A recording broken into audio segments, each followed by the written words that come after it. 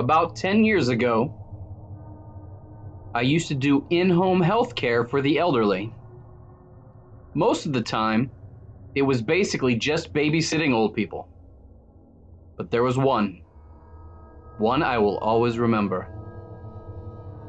A man was dying of pancreatic cancer, and it had spread throughout his whole body.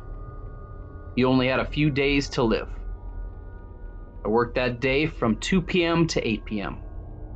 The family had set up a hospital bed in the living room.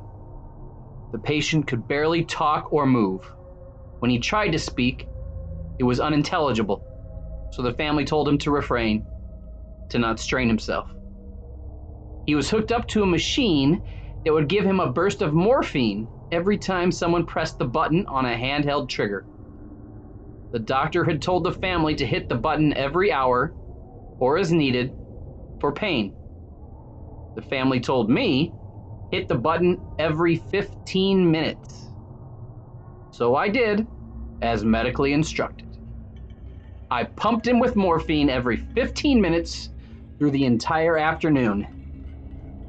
Then the overnight caregiver arrived and took over. He was on a 12-hour shift, 8 p.m. to 8 a.m. So I went home and got some sleep. I arrived the next morning for my 8 a.m. shift. I asked how the night went. Quiet, no problems. He'd had the same instructions. Every 15 minutes, hit the button. So whether it was from the advancement of his body towards death or the 18 plus hours of morphine shots, he was in a comatose state. Hadn't moved or spoken the entire night. So I took over, and the ritual continued for several more hours. As I sat there next to that almost corpse, I thought to myself, it's time. Just let go.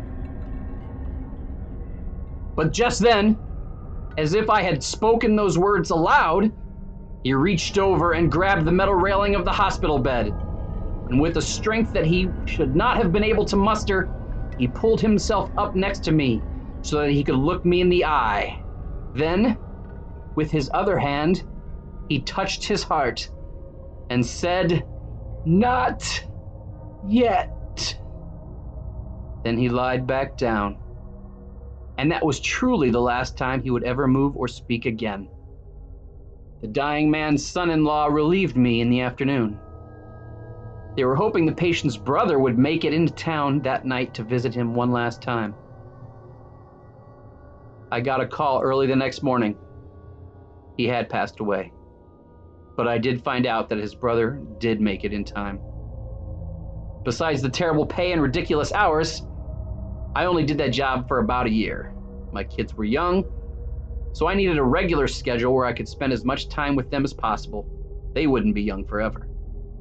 And because I was tired of death, someone else can tend to the graves and foster the bedside manner for the nearly departed.